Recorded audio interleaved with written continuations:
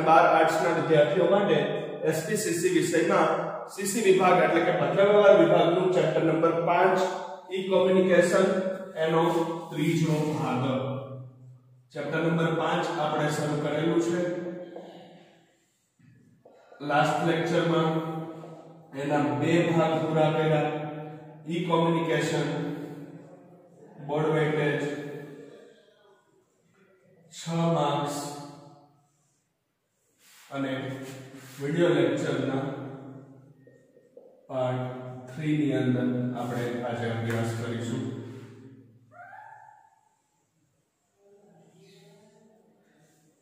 ઈ communication ચેપ્ટરની શરૂઆત કરી અને પ્રસ્તાવનાથી ચાલુ કરી આપણે ઈ કોમ્યુનિકેશનનો અર્થ સમજૂતી અને એના જુદા જુદા સ્વરૂપો વિશે આપણે ભણ્યા હતા બરાબર અને એમાં પહેલું અને સૌથી મુખ્ય સ્વરૂપ ઈમેલ એનો આપણે અર્થ જોયો હતો હવે વાત કરવાની છે ઈમેલના સ્વરૂપ વિશે બરાબર આજનો આપણો અભ્યાસનો પોઈન્ટ ઈમેલનું સ્વરૂપ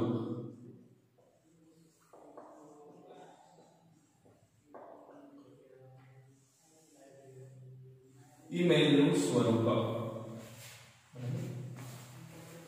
લાસ્ટ લેક્ચરમાં આપણે ઈમેલનો અર્થ ભણ્યા હતા કે ઇલેક્ટ્રોનિક્સ સાધનો ઇલેક્ટ્રોનિક્સ માધ્યમો અથવા ઇલેક્ટ્રોનિક્સ ઉપકરણોની મદદથી થતો પત્ર વ્યવહાર એટલે ઈમેલ ઈ શબ્દ જ્યાં જ્યાં લાગે એનું ફૂલ ફોર્મ ઇલેક્ટ્રોનિક્સ થાય છે બરાબર ઇલેક્ટ્રોનિક્સ સાધનો વાપરીને ઇલેક્ટ્રોનિક્સ ઉપકરણોની મદદથી અથવા તો ઇલેક્ટ્રોનિક્સ માધ્યમોનો ઉપયોગ કરી અને પત્ર વ્યવહાર કરવામાં આવે તો એને ઈમેલ કહેવાય છે ઈમેલ એટલે ઇલેક્ટ્રોનિક્સ મેલ બરાબર તો હવે વાત કરવાની છે ઈમેલના સ્વરૂપની ઈમેલ લખાય કઈ રીતે ઈમેલ ટાઈપ કઈ રીતે થાય આપણે જોયું કે પત્રનું જ આધુનિક સ્વરૂપ છે ઈમેલ બરાબર જેમ આપણે પત્ર લખી શબ્દ અને વાક્યો દ્વારા ભાષાનો ઉપયોગ કરી અને પછી એ પત્ર પૂરો થાય એટલે એને વાળીને કવરમાં પેક કરી અને ઉપર સરનામું લખી અને સામે બીજા કોઈ વ્યક્તિને કે પેઢીને કે કંપનીને પહોંચાડીએ એ પત્રનું જ લેટેસ્ટ સ્વરૂપ એ પત્રનું જ સૌથી આધુનિક સ્વરૂપ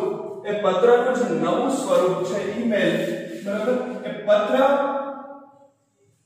જેમ લખીને મોકલાય છે અહીંયા એ રીતે લખીને નથી મોકલવાનું પણ કમ્પ્યુટર અને ઇન્ટરનેટની મદદથી ટાઈપ કરીને મોકલવાનું છે બરાબર અને પત્ર મોકલવા માટે જેમ બંને પક્ષકાર લખનાર અને મોકલનારનું સરનામું હોવું જોઈએ એડ્રેસ હોવું જોઈએ પિન કોડ નંબર સાથેનું એમ અહીંયા ઈમેલ આઈડી હોવું જોઈએ એટલે કે ઈમેલ એડ્રેસ હોવું જરૂરી બને છે જો ઈમેલ મોકલનાર અને મેળવનાર બંનેનું પોતાનું ઈમેલ એડ્રેસ હોવું જરૂરી છે ઈમેલ મોકલનાર અને મેળવનાર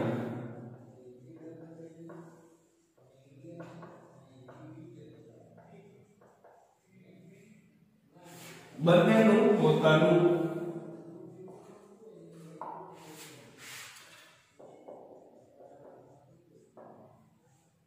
ઈમેલ એડ્રેસ હોવું જરૂરી છે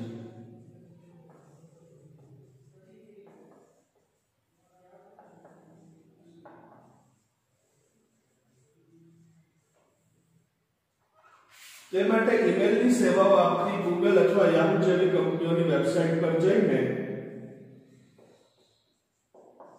તે માટે ઈમેલની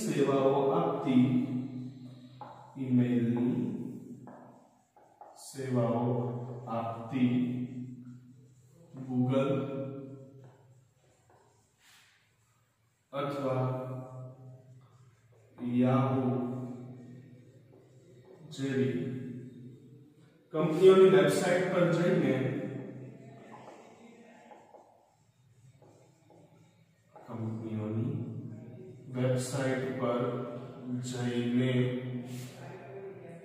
અનુકૂળ નામ પસંદ કરી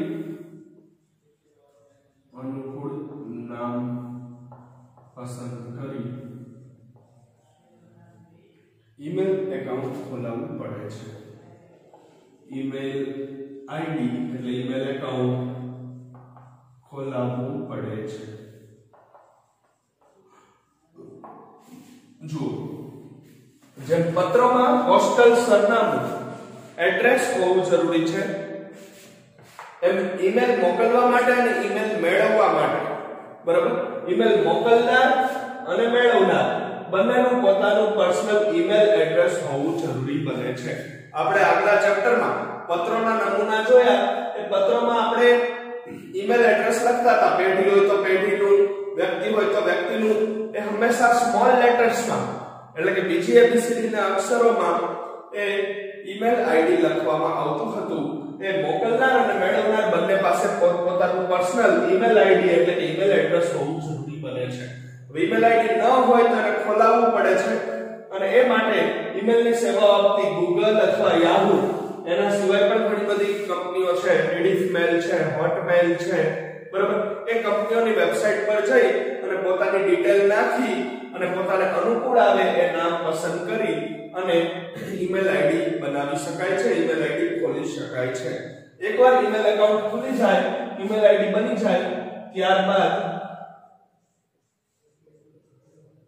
નિયત પાસવર્ડનો ઉપયોગ કરી, નિયત એટલે નક્કી કરેલા પાસવર્ડને ટાઈપ કરી, પાસવર્ડનો ઉપયોગ કરી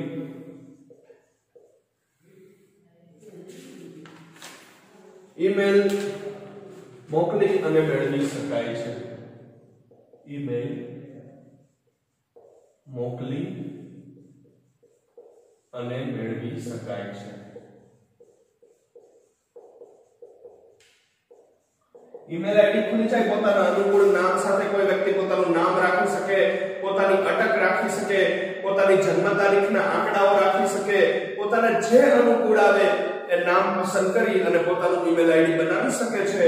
એકવાર ઈમેલ આઈડી બની જાય ત્યાર પછીનો પાસવર્ડ 8 કે 6 કે 10 આંકડાનો પાસવર્ડ, બરાબર, પોતાને અનુકૂળ આવે પાસવર્ડ રાખી અને ત્યારબાદ જ્યારે પણ ઈમેલ મોકલવા હોય કે મેળવવા હોય ત્યારે પાસવર્ડ અને નામની મદદથી ઈમેલ આઈડી ખુલી શકે છે અને એમાંથી ઈમેલ મોકલી પણ શકાય છે અને એ ઈમેલ મેળવી પણ શકાય છે. બરાબર. હવે ઈમેલનો ઉપયોગ કરવા માટે ખાસ શું ધ્યાનમાં રાખવાનું અથવા તો શું સગવડતા જોઈએ? જો ઈમેલના ઉપયોગ માટે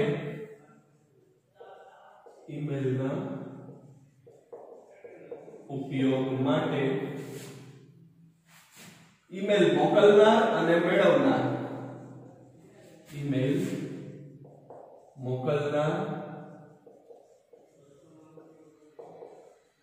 અને મેળવનાર બંને પક્ષે ઇન્ટરનેટની સગવડતા હોવી જરૂરી છે. બંને પક્ષે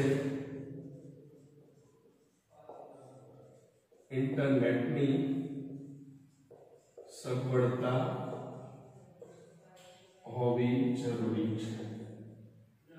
ત્યાર પછી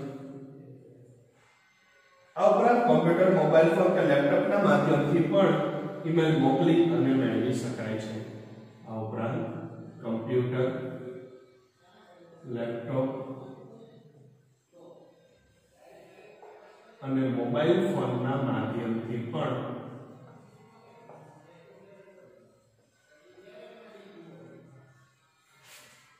ઈમેલ મોકલી અને મેળવી શકાય છે.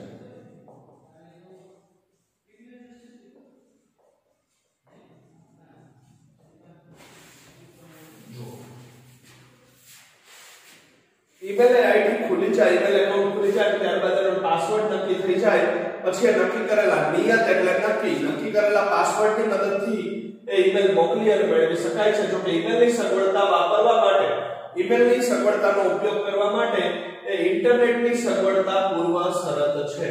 ઇન્ટરનેટની સગવડતા હોવી ફરજિયાત છે. એટલે કે ઈમેલ લખનાર પાસે ઈમેલ મોકલનાર અને મેળવનાર બંને પક્ષે એ ઇન્ટરનેટની સગવડતા હોવી જરૂરી છે. અને આ ઉપરાંત computer, laptop, tablet, mobile phone વગેરે જેવા કોઈ પણ સાધનોની મદદથી જે કોઈ સાધન ઇન્ટરનેટ કનેક્ટિવિટી ધરાવે છે એ ઇન્ટરનેટની સગવડતા ધરાવનાર એ કોઈ પણ મોબાઈલ ફોન, લેપટોપ, કમ્પ્યુટર કે ટેબ્લેટ જેવા સાધનની મદદથી પણ ઈમેલ મોકલી અને મેળવી શકાય છે. બરાબર. ઇન્ટરનેટની સગવડતા એ ઈમેલ માટેની પૂર્વ શરત છે. બરાબર. હવે વાત કરીશું ઈમેલ લખવા માટે ધ્યાનમાં રાખવાની બાબતો વિશે. એટલે ઈમેલ જ્યારે ટાઈપ કરવામાં આવે ત્યારે કઈ કઈ બાબતોનું ધ્યાન રાખવાનું છે એ વિશે આપણે 10 થી 12 પોઈન્ટ જોવાના છે.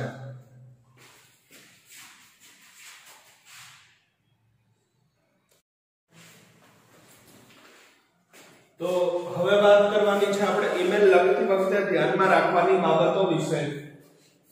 એટલે કે નેક્સ્ટ પોઈન્ટ આપણા અભ્યાસનો ઈમેલ લખતી વખતે અથવા તો ઈમેલ ટાઈપ કરતી વખતે ધ્યાનમાં રાખવાની બાબતો.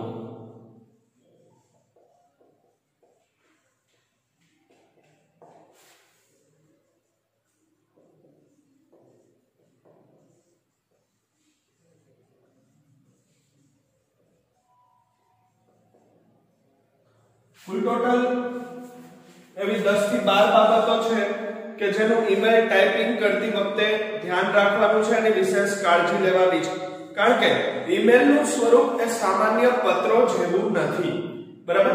ઈમેલ એ પત્રનું જ એક આધુનિક સ્વરૂપ છે, પત્રનું જ એક લેટેસ્ટ સ્વરૂપ છે અને એ ઓનલાઈન લખાય છે. બરાબર? કમ્પ્યુટર, ઇન્ટરનેટ વગેરે જેવા ઇલેક્ટ્રોનિક્સ ઉપકરણોનો ઉપયોગ કરીને લખાય છે. આપણે શબ્દો અને વાક્યોનો ઉપયોગ કરી અને જે સાદો પત્ર વ્યવહાર કરીએ છીએ એ રીતે લખાતું નથી. બરાબર? આપણે જોયું કે ઈમેલ આઈડી હોવું ફરજિયાત છે, ઈમેલ એકાઉન્ટ હોવું ફરજિયાત છે. અનુકૂળ નામ પસંદ કરી અને Google, Yahoo, Rediffmail વગેરે જેવી ઈમેલની સુવિધાઓ આપતી કોઈ પણ કંપનીના વેબસાઈટ ઉપર જઈ અને આપણે ઈમેલ આઈડી બનાવી શકીએ છીએ. હવે જ્યારે આપણે ઈમેલ આઈડી અને પાસવર્ડ દ્વારા ઈમેલ એકાઉન્ટ ઓપન કરીએ, બરાબર, એટલે અહીંયા આ રીતનું બોક્સ ખુલે છે કોમ્પ્યુટર સ્ક્રીન ઉપર. from to cc bcc subject, બરાબર, અને ત્યાર પછી આ રીતે લખાણ લખવાનું હોય છે ઈમેલનું ટાઈપિંગ કરીને. બરાબર? તો આ રીતનું આખું એક બોક્સ એ કોમ્પ્યુટર સ્ક્રીન ઉપર ઓપન થાય છે આપણે જેવું પણ ઈમેલ આઈડી અને પાસવર્ડ દ્વારા આપણું ઈમેલ એકાઉન્ટ ઓપન કરીએ ત્યારે. અને આમાં દ્વારા એ ઈમેલ મેળવી અને મોકલી શકાય છે. બરાબર? અહીંયા અલગ અલગ ઓપ્શન આપેલા હોય. બરાબર? compose, send, junk, બરાબર, જે તે ઉપર આપણે સેન્ડ કરીએ, બરાબર, ઈમેલ આખો ટાઈપ થઈ જાય પછી આના સેન્ડ બટન ઉપર ક્લિક કરીએ માઉસ દ્વારા એટલે એ ઈમેલ જેનું પણ આપણે ફ્રોમ માં આપણું ઈમેલ આઈડી આવશે, ટુ માં જેને મોકલવાનું છે એને, બરાબર, એ ઈમેલ આઈડીઝ જે લખેલા છે ઈમેલ એડ્રેસ એના પર ઈમેલ સેન્ડ થઈ જશે. બરાબર? શું શું ધ્યાન રાખવાનું છે તો જુઓ. એ બાબતોમાં પહેલી બાબત, ઈમેલ લખનાર અને મેળવનાર બંને પક્ષે પત્ર વ્યવહારના સરનામાને બદલે ઈમેલ એડ્રેસનો ઉપયોગ કરવાનો હોય છે. ઈમેલ લખનાર અને મેળવનાર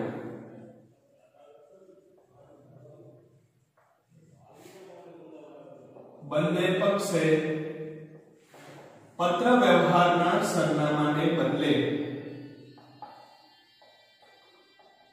ઈમેલ એડ્રેસનો ઉપયોગ કરવાનો હોય છે.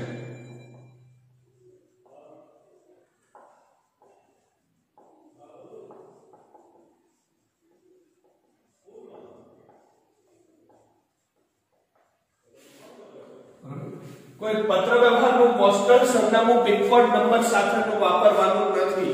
બરાબર?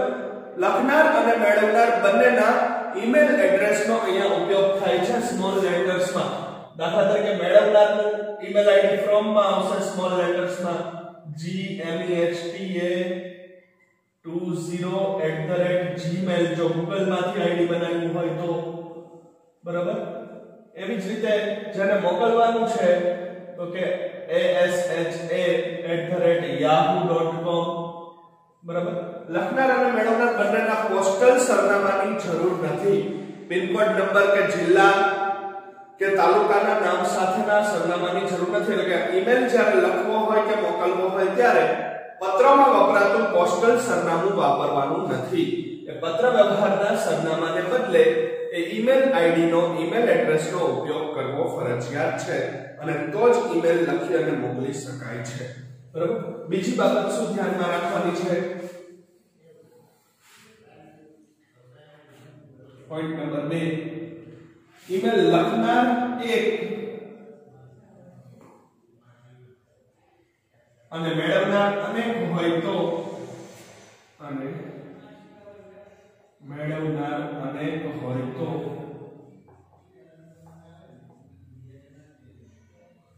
તે દરેકના ઈમેલ આઈડી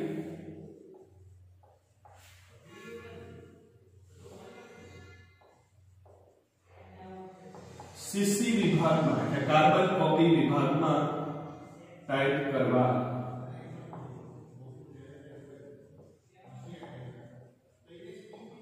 જ્યારે એકનો એક ઈમેલ એક કરતા વધારે વ્યક્તિઓને મોકલવાનો હોય લખનાર એક અને ઈમેલ મેળવનાર અનેક હોય દાખલા તરીકે શાળા ખુલવા અંગેનો પરિપત્ર છે બોર્ડ તરફથી આખા ગુજરાત રાજ્યની તમામ શાળાઓને મોકલવામાં આવે ઈમેલ દ્વારા તો લખનાર એક છે ગુજરાત શિક્ષણ બોર્ડ અને મેળવનાર અનેક છે રાજ્યની આ તમામ શાળાઓ એવી જ રીતે કોઈ પરીક્ષાનું ટાઈમ ટેબલ છે બરાબર કે એવી કોઈ પણ બાબતો કે જેમાં ઈમેલ મોકલનાર કે ઈમેલ લખનાર એક પક્ષકાર છે અને મેળવનાર એક કરતા વધારે છે બરાબર લખનાર એક અને મેળવનાર અનેક હોય ત્યારે અહીંયા સીસી વિભાગ એટલે કે કાર્બન કોપી વિભાગમાં સીસી એટલે કે કાર્બન કોપી વિભાગમાં જેને જેટલાને મોકલવાનું છે એ દરેકના ઈમેલ આઈડી અહીંયા ટાઈપ કરી અને લખી નાખવામાં આવે છે ત્યાર પછી એક જ વખત સેન્ડ બટન ઉપર ક્લિક કરવામાં આવે એટલે જેટલાના ઈમેલ આઈડી અહીંયા સીસી માં દર્શાવ્યા છે એ દરેકને એક સરખો ઈમેલ મળી જાય છે એટલે કે એક લખનાર અને અનેક મેળવનાર હોય ત્યારે જેટલા પણ મેળવનાર છે એ દરેકના ઈમેલ એડ્રેસ એ સીસી વિભાગની અંદર ટાઈપ કરી અને નોંધવા પડે છે એટલે એ એકબીજા અંગે જાણ થાય છે અને દરેકને એક સરખો ઈમેલ પ્રાપ્ત થાય છે બરાબર ચાલો ત્યાર પછી પોઈન્ટ નંબર 3 શું ધ્યાનમાં રાખવાનું છે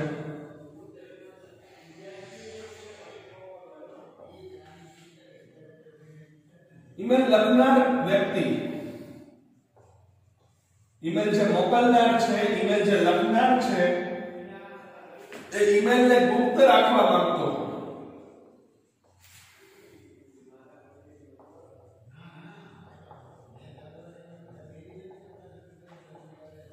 તો તેવું સરનામું બીસીસી વિભાગમાં ટાઈપ કરવું પડે છે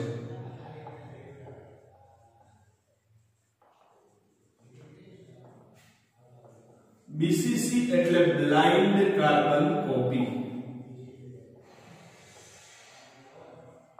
બરાબર કે જ્યારે ઈમેલ મોકલનાર ઈમેલ લખનાર વ્યક્તિ એવું ઈચ્છતો હોય કે કોઈ એક થી ઈમેલને ગુપ્ત રાખવાનો છે ખાનગી રાખવાનો છે ઈમેલમાં જે કઈ બાબતો લખી છે એને જાહેર થવા દેવાની નથી તો જેને આ બાબતથી દૂર રાખવાનો છે જેનાથી આ ઈમેલ ખાનગી રાખવાનો છે એનું સરનામું એનું ઈમેલ આઈડી અહીંયા બીસીસી એટલે કે બ્લાઇન્ડ કાર્બન કોપી વિભાગમાં ટાઈપ કરી નાખવું પડે છે બરાબર સીસી માં છતરાયું થાય છે અને બીસીસી માં એ ગુપ્ત રહે છે એટલે કે છાનું રહી શકે છે જ્યારે ઈમેલની કોઈ ગુપ્ત બાબતો હોય ત્યારે બરાબર તારીખ લખવાની હોતી નથી ઈમેલમાં કારણ કે આપોઆપ આવી જાય છે પોઈન્ટ નંબર 4 પત્રમાં હંમેશા આપણે તારીખ લખવી પડે છે બરાબર પણ ઈમેલમાં ક્યારેય તારીખ લખવાની હોતી નથી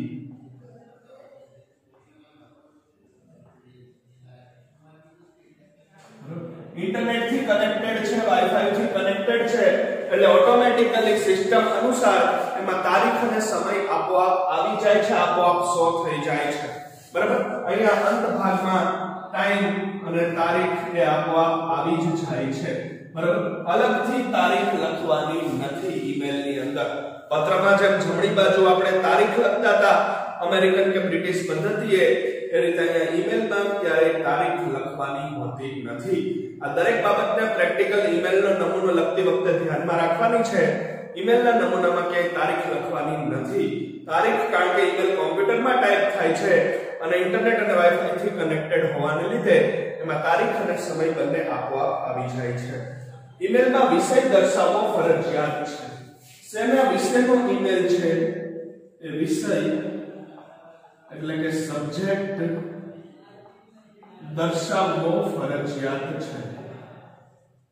ઈમેલની અંદર શેની બાબતનો ઈમેલ છે? અહીંયા સબ્જેક્ટ નું જે જગ્યા આપી છે ત્યાં ટાઈમ ટેબલ અથવા પરિપત્ર, બરાબર? શેના વિષયનો ઈમેલ છે? સબ્જેક્ટ ઈમેલનો વિષય દર્શાવવો ફરજિયાત છે. એ વિષય બરાબર મધ્યમાં આપણે લખતા હતા પત્રમાં, અહીંયા એ વિષય આવશે સબ્જેક્ટ તરીકે. ઈમેલનું લખાણ ખૂબ જ ટૂંકું અને સ્પષ્ટ હોવું જોઈએ. છઠ્ઠી બાબત, પત્ર જેટલું લાંબુ લખાણ લખવાની જરૂર નથી. પત્ર જેટલું વિસ્તૃત લખાણ લખવાનું નથી. ઈમેલનું લખાણ પત્ર કરતાં ટૂંકું અને સ્પષ્ટ હોવું જોઈએ. સંપૂર્ણપણે ટૂંકાણમાં સંક્ષિપ્તમાં ઈમેલનું લખાણ હોવું જોઈએ. પત્રની જેમ 3 ફકરામાં વિસ્તૃત લખાણ લખવાનું નથી. બરાબર? ઈમેલનું લખાણ એ ખૂબ જ ટૂંકાણમાં, ખૂબ જ સંક્ષિપ્તમાં પણ સ્પષ્ટ હોવું જોઈએ.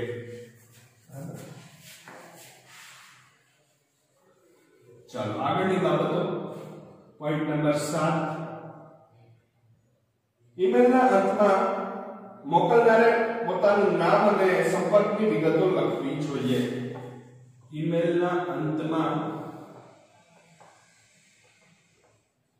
મોકલનારે પોતાનું નામ અને સંપર્કની વિગતો લખવી જોઈએ.